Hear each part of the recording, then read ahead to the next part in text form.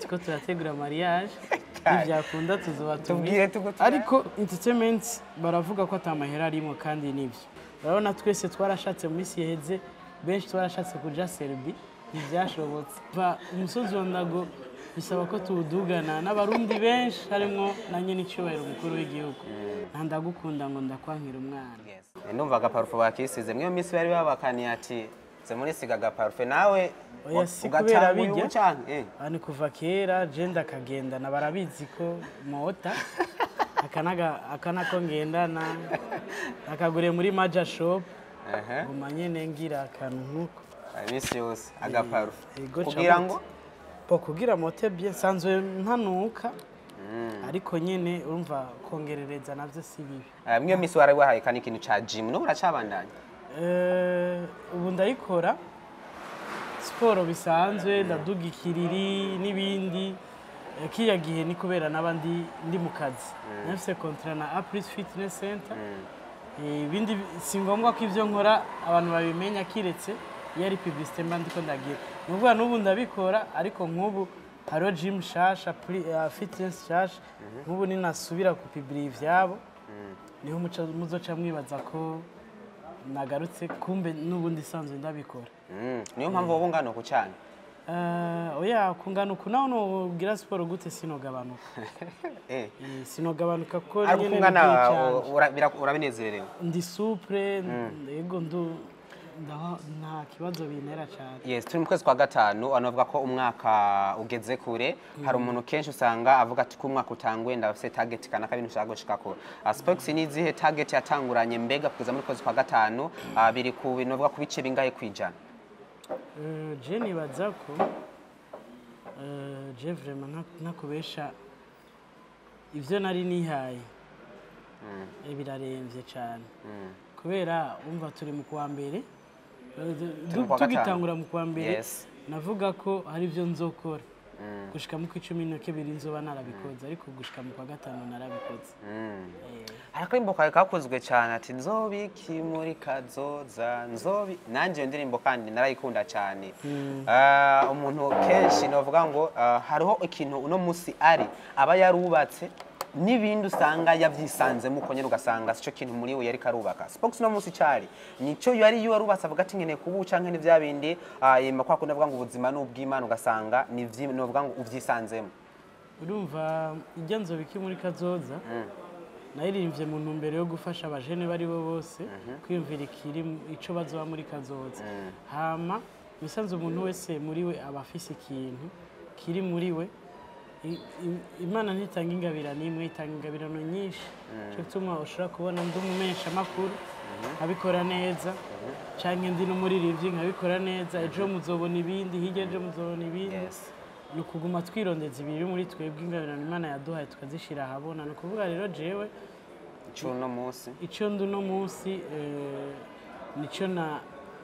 na découvrir muri jewe Imana yashize muri jewe ariko hari n'ibindi tubandanya twigira ku bandi yego wakuze wifuza kuzobiki jewe fete nakuze nifuza kuba nuvuga ati umuntu w'abantu apana nk'umugwiza atunga ariko kandi apana umuntu abura ashaka kwigurira akayoga kakabura ashaka gufata indege waje kuruhuka mu Rwanda cyane Nairobi akabibura umva sinasavye Imana itungo rinini ariko nasavye Imana kubaho neza kujya bike na biriya kuya atari byo nivye mu isanzwe ndashaka ko havuga ngo nanje ico nshaka nuko Burundi ngo nyibukira kuvyo nakoze ngasiga umugani ndashaka ko naho ntazosiga amazu nkabanda Mama House ariko nzosige company yitwa Dushi Entertainment naho nzoba narafuye ibandanye kandi gaburira abantu nka ba Silva bande donc ari company ihagaze neza je nakuze nifuza kuba umusirikare mbwo no musi ndomenyesha makuru nakune nifuza kuzoba burya navyo nyene bizoza ari gihe ukiri ku isi usanga waravyifuje ko biba ariko ugasanga haracasigaye imyaka 5 kugira ubiba of course anavuga ko mu kwinjira neza mu ndonyo y'ikiganiro hari hagace twahariye bita free second navuga yuko ni kibazo tukubaza mu segonda 3 ukishura ikibazo navuga ko kitagoye ariko kanuza gusanga kigoye turahura imisegonda 3 Nyandagaro no kwezi kwa kankara 8 abenshi murakoresha navuga amatelefone amashargeur ukumva ngo ni Phantom canke USB bajya USB mu majambo yose ni gute USB sinzi vyose ariko ishobora kuba ari kajya kantu aga flash mu majambo yose USB oya ntaco nzi Uburundi bugizwe n'intara 18 canke 19 17 17 ziheruka kuba 18 kubera intara shasha ya Rumonge kugeza ubu dufise 18 ariko byarahinduwe dufise zitanu sawa kumbura ibibazo bya nyene bitatu ni free byose natoye bingahe byo watoye wananiwe kimwe amva urafise 2 sinatemutse nta nakurepira nta nukuvopesha ahoko nyene hajya mbe mu ishuri kugeza uheze waratemutse kenshi ariko nta bwenge cyane ariko naramenye ariko nta kibazo aho ukiri naha ako waronse sinabubambeye mu ishuri nk'aba ako warose ubusa kuyo mwakoreye nawe warose yose kuri yose nihe warose nihe biharuro byaje aho waronse ubu dufate nk'umba dufate ikibazo dukora ku 200 ako warose ubusa ku 200 nako warose 200 ku 200 nakaye kenshi nibaza ko ari 200 kuri 200 kweli yaba nagize ubusa ku kenshi sinaba narahejeje ishuri sawa uno munsi Spox baramuzi cyane harabavuga ati turamuzi nk'umuririmbyi yaririmbye indirimbo nyinshi zakunzwe harabavuga ati turamuzi nk'umenyesha makuru yaciye no kumbonesha kure imwe ikinyamakuru kimwe ariko kandi uno munsi arafise na Dushi Entertainment uno munsi kumvise Spox kubwawo wipfuza ko abantu nike kintu wipfuza ko bobona direct muri ivyo bitatu kimwe uvuga ati ndakeneye ubukubu bambona wumvise Spox wumve direct miki wumvise Spox wumva umu jeune entrepreneur afise vision yo gushaka kugera kure wumva umu journaliste independant wumva umuririmbyi hama wumve kandi umu agent marketing donc ukunda cyane ikintu ca marketing ajeje kumenyekanisha ibintu by'abandi kandi yibaza ko abishoboye muri ivyo bintu bitatu bibaza ko ari ke kintu Spox cyangwa brandinze cyane gusumba ikindi umuziki benshi bamenye kubera umuziki niyo mpamvu nawuheba uno munsi umuntu akubitiye kuri YouTube yawe arabona haraciye imyaka 2 usohoye indirimbo ariko baragira ashira kama mashup uno munsi wasohoye n'indirimbo shasha washize no kuri Spotify ariko kandi ubuheruka abakurira imboga zawe warashize habona umusozi wa Ndago kugeza kuri kano kanya ntituzi iyo bigeze kumbaraza kutubwira uno munsi indirimbo wasohoye yuno munsi washize hari kuri Spotify ni zimwe novuga mu mbuga mu Burundi abantu benshi batamenyereye cyane ariko bari bakwiye kuzimenyera kuko ari imbuga azinjiza amafaranga menshi gusumba izo bamenyeye nk'imbuga nka YouTube indirimbo yitwa ntibishoboka uri kumwe na Dolphin Duncan ndetse na Drive Overdue kumbure kubera iki wahisemo kubanza kwitwara kuri Spotify mu bisanzwe hajya YouTube ntiyagenewe video nubwo bambe audio nubwo dushaka ama audio ariko hari application menshi yagenewe ama audio ego na ama platform menshi yagenewe audio ego na YouTube hajya YouTube iriko ntimwibaze ngo ntiriko iriko ariko ntiri directement kuri Spokesman hari akandi kantu ababikwirikirana barabizi ni kuvuga niyo YouTube iriko ntushobora kuyinjira ko uko nyene atamahera abanza kuri ni kuvuga rero warubivuze neza ati n'abarundi bari mu Burundi bakwiye kubimenyera kuko niho turonkera rero je narashize ko hari kiringo nihaye kugira nzoce shira kuri YouTube naho nzoca shiraho official video ni kuvuga izanane n'amasanamu hamwe utaraba ngo wumvirize gusa utumviriza gusa ubona ifoto gusa cyangwa ama lyrics oya uraba ubona video ivyo tuba twatumye kujya ubona siko nabisanze ukabona tubikinike bakireko ubona ndatemutse turi mu ishuri niko nashatse ko YouTube hoja ko video yego indirimbo ni ntibishoboka nabonye uri kurayipartaja hariko novuga ngo nagakuba karuje abantu bakiyumvira eske ubu yobari zandirimbo abantu badarashika imyaka 18 batemerewe kuraba cyane kumbure abantu banyoteze rero kugira ngo bumve ko bakwiye kugigana kuri Spotify banyoteze gato iyo ndirimbo ntibishoboka bimwe mu bigize iyo ndirimbo musanzwe ntibishoboka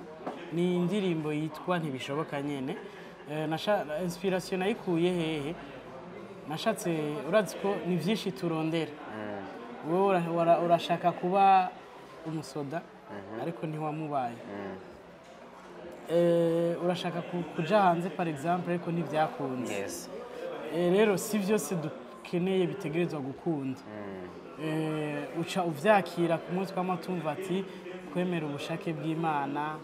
canke ukagerageza ukarindira rero hariho n'ikintu kitwa ngo ntukitabe uko utitwa ni ukuvuga hari abantu baba bashaka kuba mu buzima atari ubwabo hari abantu benshi bafekinga ubuzima ugasanga ari mu modoka kubeshe ko ari gwiwe kandi atari gwiwe ugasanga umuntu ashaka kuba umwana wo mu Kinindo kandi ari umwana wo mu isite bisanzwe rero si byose dushaka bishoboka harimo ubutumwa bw'uko twihangana tumenye ko ibyo dushaka byose bidashoboka ariko twakira ibyo dushoboye kuronka rero ahanini ni uko mvuga ati gukundwa na bose utari faranga ntibishoboka kuguruka udafise amababa ntibishoboka nuko ngaho nyene we ni giki wibaza ko abantu bakunda cyane mu Gaspox we wari bisanzwe kuri we icyo bankunda ko icyo wibaza abantu bakunda muga kuri Spox abona ko ari ikintu gisanzwe icyo benshi bakunda hari ibintu byinshi abantu benshi bakunda je kuri jewe ari kuko je sintwagwa n'agakuko zorabe siniruka singuru donc sintwagwa n'agakuko harabayeho amapantaro yitwa Derave yaraharurutse ntayagiye ntiwigeze hariho iPhone barazikunda ariko je ndacikundira Samsung urabitahura kandi urafite ubushobozi bwo kuyitunga mugana y'ukunda ntayo nkunda ariko hazogera peut-être igi numva ko no itunga ariko nibazi ko ninatunga iPhone zotegeza kuyitungana na Samsung nakunda Samsung nibarabe muri Dream House nanje bangire brand ambassador nsubirire vishi umusubirire ndamusubirire kubera ko nanje ndashoboye kuba brand ambassador kandi amatwa asumira umengo ikiringo cyo carahetse tukiri ngaho nyene indirimbo nindi bishoboka wavuze ko hari ibintu byinshi umuntu mu buzima yaba yifuza muga ntibikunde ku ruhande rwo Spox hari no munsi ku myaka afise byinshi mu byo yifuza mu buzima hagati byashobotse n'ibitashobotse n'ibyo byinshi byarashobotse tugaruke kandi rero novuga ngo kuri ku musozi wa Ndago ugeze umusozi wa Ndago urahari uzosohoka cyarase ko uduga cyane urumva umusozi wa Ndago bisaba ko tuwudugana n'abarundi benshi harimo na nyene icyubahiro umukuru w'igihugu si indirimbo ushobora gusohora ngo ndayisore je nyene ntatewe iteka na nyene icyubahiro umukuru w'igihugu rero ni ibintu byo kwitondera kuko umusozi wa Ndago ni histoire abarundi benshi batazi ariko bakeneye kumenya naranabibabwiye ariko indirimbo itegerezwa kuzosohoka ku itariki ifise isigura mu Burundi kuko ni indirimbo yo kwibohoza ushobora gusohoka nka le 1er juillet mbega ni le 1er juillet z'uyu mwaka canke z'umwaka uza wait and see kubera iki nyine cyo umukuru w'igihugu cy'u Burundi atari umushikiranganje wa mbere canke atari umushikiranganje mu byajejwe harimo imico n'akaranga ibisanzwe mvuze nyine icubero umukuru w'igihugu arafise abo muserukira watsoturungikira ntituzomwanga novuga kuva utanguye kuyitegura hari ubutumwa canke hari curasaba novuga ngo ibukuru kugira ngo bashobore gushikikira canke no urashobora kugura hari n'akaryo keza kandi wabwira icyo usavye nivyo nyene mu bisanzwe umusozi wa Ndago umuziki kwanza ni projet yes umuziki n'akazi nubwo bamwe batazi kuvyaza umusaruro hama umuziki ntidusora 2 million ngo dusore clip gusa kugira ije kuri YouTube n'ibindi dutegerezwa kuvyandika ikaba projet hama tukawuvyaza umusaruro akarorero ni kamwe narakoze clip mwarihe yari gutwara nk'imiliyoni 6 ariko yantwaye nk'ibihumbi 500 kubera ko je nanditse projet ndayumvira ati sinoyikora je nyene no kuvuga navuga ati nimba namvye mwarihe clip nzoririmba ndi ku mpanda canke ndi muri morgue canke ndi muri cercle aho nategerezwa kwegera abantu naregereye Diamond Services ababahambisha abantu barampa imodoka barampa cercle ndegera mutualité Solisi irampa ibitaro turakrea morgue ndegera Chez Gerard arampa ikibanza ndegera Spiral Print barampa amabashe n'ibindi ndegera Papi Jamaica arampa ivyuma turagira live, ndegera Spidernet irampa internet, donc ndatumira abantu baraza hama baragura ama CD ba Maître Muvayo ba Fizo ba Lolilo ba Masterland ba Estanish baraza kunshigikiye. Ni ukuvuga aho deja indirimbo projet yaraheze yayo sinayihomvyemo narayungutsemo. Rero je umusozi wa Ndago ntushaka kumbwira ngo igezehe kubera ko indayisora nihuta hama ngo mpombe. Pourquoi pas ntobanza kubera ko iyo projet ntoyandika ndayiha igihugu, hama igihugu gisora izo 10 millions zivuga ati Spox ni mu bikore, ministere irahari, ibibanza uzokoreramo, amasite touristique arahari, kugira je nanje ndonke kuko urumva umuziki n'ibikorwa mva bwenge. Rero ubwo bwenge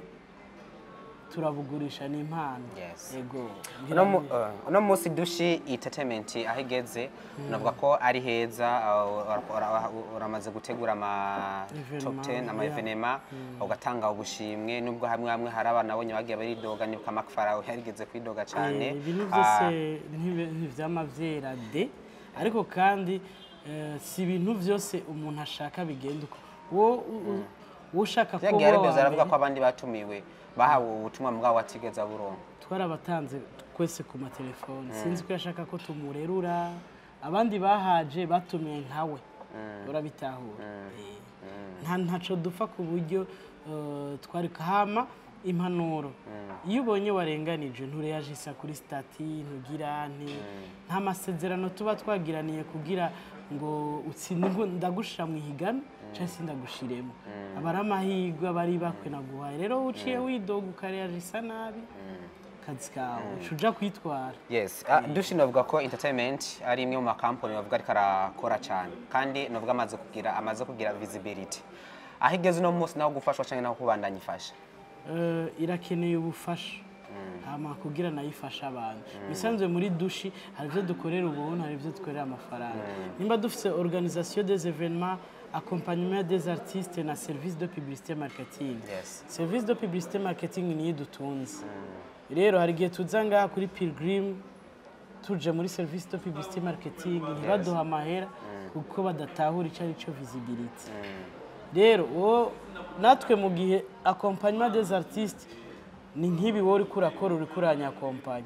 nje kugira ndakwa accompagne cyane na accompagne umuririmbyi ndi Dushi nje kuguha ikiganiro wewe ndakikuhaye ku buntu nakodesheje kamera iki, urumva ko je ndiko ndagufasha ni accompagnement des artistes. Hama kuorganiza ibiteramo uri DJ Pole uri inde urambwiye ati Dushi turashaka tufasha nke uri Jean Marie ushaka kuransa indirimbo yitwa na Deje uranyituye je ndakugiriye Devati burya indirimbo twiransiriza muri arena canke muri inde, urumva ndabiguhaye Devi uzanye amahera ni sawa ndagufasha. Utayazanye udashoye no kundiha ndashaka no kugufasha juste kugira bije muri CV canke uduhe visibility ya Dushi. Ariko rero service de publicité marketing yego nivyo Greater Vision irandiha Coffee Planet harabo twakoranye neza kumbure batashoye kuronka ubu. Rero ico tuba dushaka Dushi menye ko harabifasha na irakeneye gufashwa. Turakeneye ama partenariat na turakeneye ko Pilgrim itahura ko kuba twakora ikiganiro turiko turayimenyekanisha. Ntibaze ngo tuje kwisaba ngo mbengo muri hagute ngo twunguka gute. Mu bihugu biteye imbere canke mu bantu bakora nk'ibi babaye hanze ico kibazo ntakibazo. Ahubwo aranokubwira ati karibu baci babaha nico munyu ahubwo babariye na tax. Ntibakubaza ngo twunguka iki. Ivyo onye ukibona ko umuntu hataba kumbura aratahura icarico visibility carico media carico réseaux sociaux ubunye zifise inguvu nyinshi cyane. Rero Dushi turakeneye gufasha, turakeneye ama partenariat. Nimba Greater Vision yaratwizeye kubera kimwe mu tuwo twizera, nimba Coffee Planet yaratwizeye kubera kimwe Da Silva canke Ino Media mutayiha kontra izirakorera ibiganiro ngaho izana abastare bafizo basanzwe bandi babakira nabo bayimenyekanisha. Nuko rero Dushi turakeneye gushigikirwa, turakeneye no gushigikira. wavuze ku kintu c'abaririmbyi bakunda kwidogera ku mastati benshi ico kintu kirarawe cyane uberuka narabonye Kingorongoro sinibuka na stick ariko aridogera ku ba producer bavuga ko bakoresha amajingo yabo mu malogo yabo bakidogera hariya novuga ngo bategerezwa novuga kuronderana entrebo kandi ugasanga no umuntu ugasanga n'amasezerano yarahari iki kintu novuga ko kihari cyane abantu bose bakora ko rezo sose ari hano kwidogera ku ruhande rw'uwawe novuga ngo nubuhe butumwa wuha abo bantu mbega byari kwiye kugenda gute je nibaza ko batazi neza ukuntu ibintu bigenze sinzi ariko sindabinjirira ariko eske nk'ikibazo nobaza Koli canke Stick dufatire kuri ako karorero mbega Stick igihe mwabikorana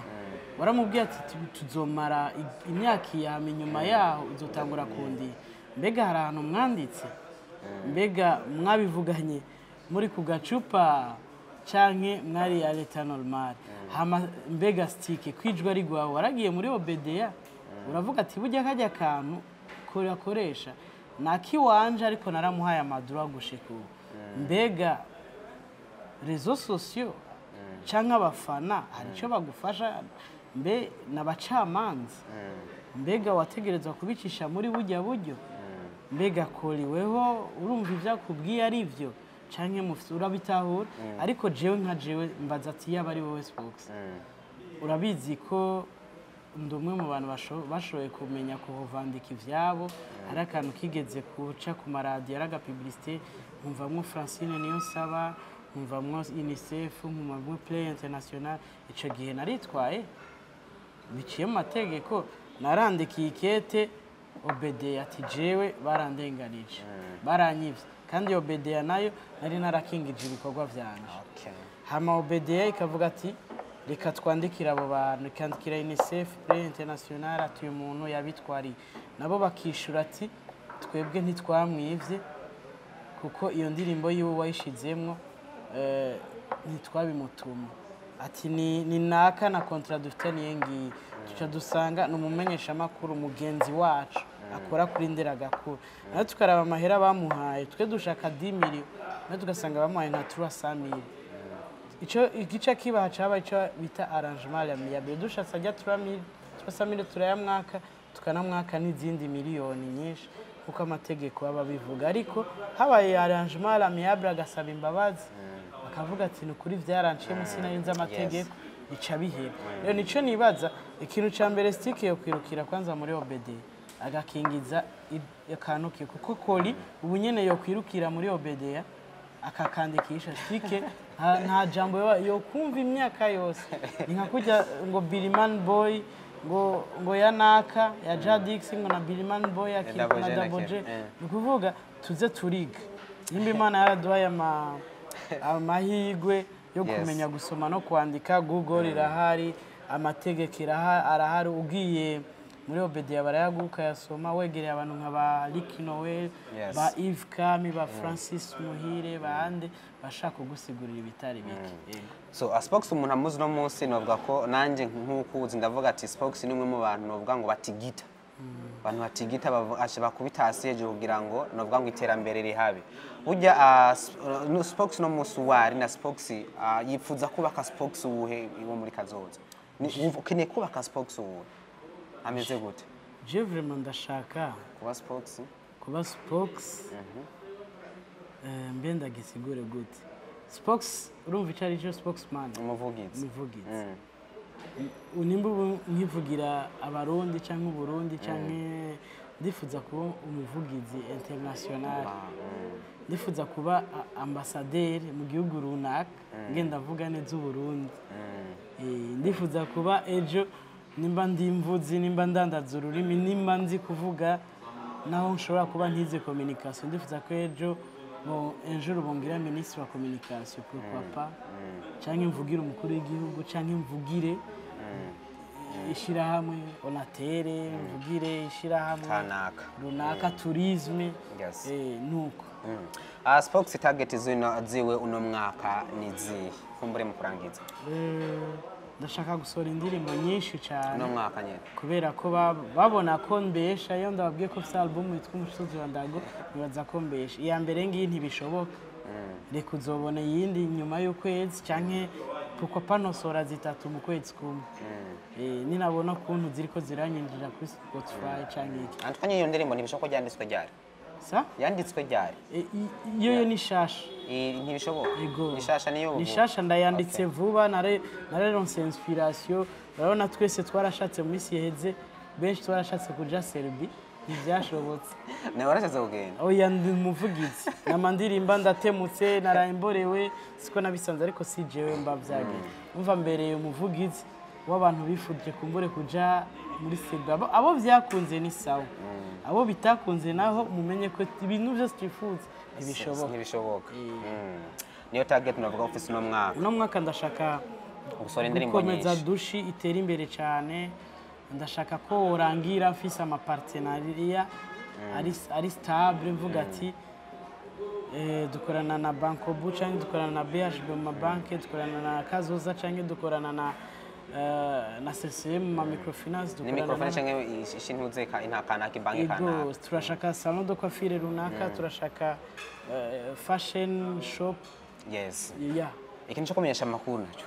ndi umujournaliste independant nzogwama ndi umu independant kandi yemewe n'igihugu ndifuza ko uyu mwaka worangira afise ibiganiro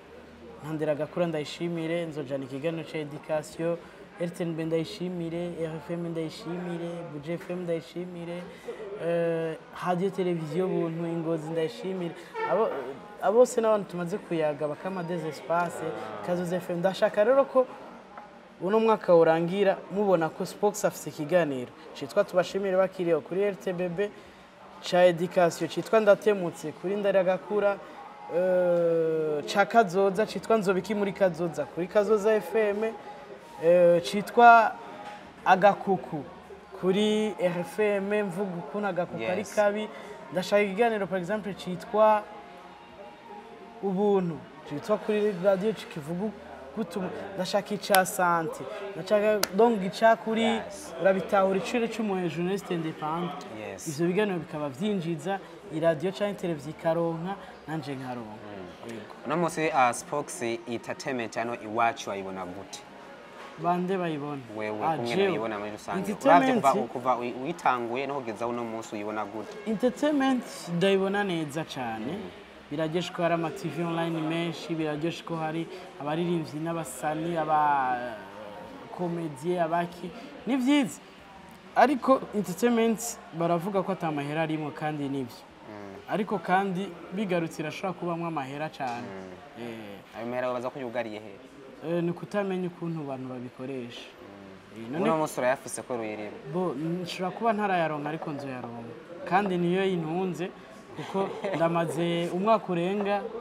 ntaronka agashara ka BTV donc démission nabahe na muri Rohero bo naba muri Asiatique nawe nubumba muri Rohero sindimuka ngo nje mu Carama canke ngo mukanyosha sindaduga nkuko Daboje yabivuze ni kubera iki ni entertainment kubera ni dushi entertainment impunze Spox ko kijanye na relation no munsi ahagaze kimeze gute relation amoureuse ndafise umukunzi tiko turategura mariage ivyakunda tuzoba tubwire tugo tubaya kuri Malengo Media TV ngaha amakamera tuzoba tuzogera tufotore nibanze mu makanvelope kanyu muvuga intererano yanyu envelope turavye novuga igihe tubonye igihe nzobazanira invitation nukene ko bizorenga ryari numwa ko utifuza ko iyo mariage yo kurengana sinifuza ko horenga le 15 avril 2024 le 15 avril donc wasigaye umwaka sinifuza ko uwo mwaka worenga ni ukuvuga bikunze birashobora kuba December ariko nibitakunda muri Legend bisigura iki indirimbo ya Legend urayizi ari noje ivyivuga urumva aho zene vuga sanse yayitwaye ujya ngira yariwe je nanje ndi Spox sawa Spox tugushimira kumburagira akaja mu bwo kandi tukirikana kuri Malengo Media TV asante sana Malengo Media TV kutumbera iwanje kuri no opportunity nziza mu mpayo kwivuga Spox yo kuvuga dushi entertainment muri mbake buvyemera hari aho uza akakuvugisha nka Spox wavuga par exemple wavuga kubijanye na dushi akumva ko mengo yozimya canka akabikuramwo ariko bamenye dushi ni Spox ndagukunda ngo ndakwankira umwana